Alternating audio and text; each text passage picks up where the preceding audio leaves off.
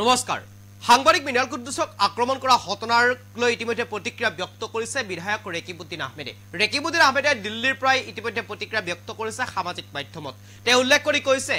সাংবাদিকগৰাকীৰ চিকিৎসাৰ সকলো দায়িত্ব ল'ব বিধায়কগৰাকীয়ে লগতে আইন বিৰোধী প্ৰতিটো কাৰ্যকেই নিন্দা কৰিছে আইন বিৰোধী প্ৰতিটো কাৰ্যকেই তেওঁ গ্ৰহণ নকৰে অথবা পুলিচক প্ৰতিটো কামতেই সহযোগ আগবঢ়াব এনে ধৰণৰ যি ঘটনা সংঘটিত হৈছে এই ঘটনাৰ প্ৰতিগৰাকী দুখিক কঠোৰৰ পৰা কঠোৰ শাস্তি প্ৰদানৰ বাবে ইতিমধ্যে আহ্বান জনাইছে আৰক্ষী প্ৰশাসনক বিধায়ক ৰেকিবুদ্দিন আহমেদে আৰু প্ৰতিটো কথাতেই প্ৰতিটো ক্ষেত্ৰতেই আৰক্ষীক সম্পূৰ্ণ সহযোগিতা আগবঢ়াব বিধায়ক ৰেকিবুদ্দিন আহমেদে উল্লেখযোগ্য যে বিধায়ক ৰেকিবুদ্দিন আহমেদৰ গাড়ী চালকে আক্ৰমণ কৰিছিল এগৰাকী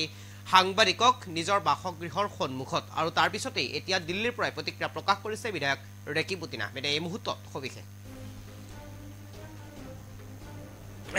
সাংবাদিক মিনাল কুদ্দুছক আক্ৰমণ কৰা সন্দৰ্ভত প্ৰতিক্ৰিয়া প্ৰকাশ বিধায়ক ৰেকিবুদ্দিন আহমেদৰ দুখিক শাস্তিৰ লগতে আৰক্ষীক কৰিব সহযোগিতা কৰিব বিধায়ক ৰেকিবুদ্দিন আহমেদে সাংবাদিকগৰাকীৰ চিকিৎসাৰ সকলো দায়িত্ব ল'ব বিধায়কগৰাকীয়ে সাংবাদিকগৰাকীৰ সকলো চিকিৎসাৰ দায়িত্ব ল'ব বিধায়ক ৰেকিবুদ্দিন আহমেদে আইন বিৰোধী প্ৰতিটো কথা গুৰুত্ব নিদিয়াৰ প্ৰতিশ্ৰুতি প্ৰদান কৰিছে ৰেকিবুদ্দিন আহমেদে আৰু আইন বিৰোধী প্ৰতিটো কাৰ্যকেই গৰিহণা দিছে প্ৰতিগৰাকী সাংবাদিকৰ সুৰক্ষাৰ ক্ষেত্ৰত আমি দায়বদ্ধ বুলি মন্তব্য বিধায়কগৰাকীৰ প্ৰতিগৰাকী সাংবাদিকৰ সুৰক্ষাৰ ক্ষেত্ৰত আমি দায়বদ্ধ বুলি ইতিমধ্যে মন্তব্য কৰিছে বিধায়কগৰাকীয়ে উল্লেখযোগ্য যে বিধায়কগৰাকীৰ চালকে আক্ৰমণ কৰিছিল সাংবাদিকগৰাকী এই মুহূৰ্তত সবিশেষ ক'বলৈ কাৰণে চেষ্টা কৰিছো বিধায়ক ৰেকিবুদ্দিন আহমেদে ইতিমধ্যে সামাজিক মাধ্যমত ফেচবুক পোষ্ট দি তেওঁ উল্লেখ কৰি কৈছে প্ৰতিটো কাৰ্যকৈ তেওঁ গৰিহণা দিছে যি দুখী সেই দুখীক কৰায়ত্ব কৰিবৰ কাৰণে ইতিমধ্যে আহ্বান জনাইছে আৰক্ষীক আৰু ইতিমধ্যে সামাজিক মাধ্যমত ফেচবুক পোষ্ট দি তেওঁ উল্লেখ কৰি কৈছে তেওঁ লিখিছে অসমৰ এটা চেটেলাইট চেনেলৰ প্ৰতিশ্ৰুতি সম্পন্ন যুৱ সাংবাদিক মিনাল কুদ্দুছৰ বিৰুদ্ধে হোৱা অসৎ আচৰণক তীব্ৰ ভাষাৰে গৰিহণা দিছো সভ্য সমাজে এনে ঘটনাৰ সাক্ষী হোৱাটো গভীৰভাৱে আমনিদায়ক কাৰোবাৰ প্ৰৱেশ বা প্ৰস্থানত বাধা দি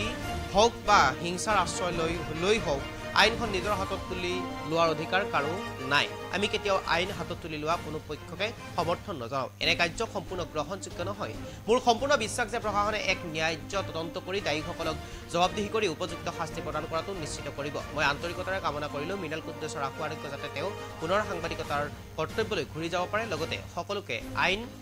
আইনক সন্মান জনাই সমাজত শান্তি আৰু সম্প্ৰীতি ৰক্ষাৰ বাবে একেলগে কাম কৰিবলৈ আহ্বান জনালো দুখীয়া শাস্তি লাভ কৰাৰ ক্ষেত্ৰত আমি প্ৰশাসনক সহযোগিতা কৰিছো আৰু কৰি যাম আইন বিৰোধী কাৰ্য সংঘটিত কৰা কোনো ব্যক্তিক আমি প্ৰশ্ৰয় নিদিওঁ মই ৰাজনৈতিক কাৰণত দিল্লীত থকাৰ বাবে সাংবাদিকগৰাকীক ব্যক্তিগতভাৱে সাক্ষাৎ কৰিব পৰা নাই যদিও চিকিৎসাৰ ক্ষেত্ৰত প্ৰয়োজনীয় সহযোগিতা মোৰ তৰফৰ পৰা সম্পূৰ্ণ থাকিব সংবাদ মাধ্যম আৰু সংবাদকৰ্মীসকলৰ সুৰক্ষাৰ ক্ষেত্ৰত আমি দায়বদ্ধ আৰু এনেদৰে এতিয়া বিধায়ক ৰেকিবুদ্দিন আহমেদে ফেচবুক জৰিয়তে নিজৰ প্ৰতিক্ৰিয়া ব্যক্ত কৰিছে সাংবাদিক মিনাল কুদ্দুছক প্ৰতিটো ক্ষেত্ৰতে সহায় কৰি যোৱাৰ আশ্বাস প্ৰদান কৰিছে চিকিৎসাৰ ক্ষেত্ৰত তেওঁ যি সকলো যি দায়িত্ব সেই দায়িত্ব লোৱাৰ কথাও ইতিমধ্যে প্ৰতিশ্ৰুতি প্ৰদান কৰিছে আনহাতে আইন বিৰোধী প্ৰতিটো কথা গুৰুত্ব নিদিবলৈ আহ্বান জনাইছে বিধায়ক ৰেকিবুদ্দিন আহমেদে লগতে আইন বিৰোধী প্ৰতিটো কথা গুৰুত্ব নিদিয়াৰ লগতে সাংবাদিকৰ সুৰক্ষা আৰু দায়বদ্ধ প্ৰতি আমি দায়বদ্ধ বুলি ইতিমধ্যে উল্লেখ কৰিছে বিধায়ক ৰেকিবুদ্দিন আহমেদে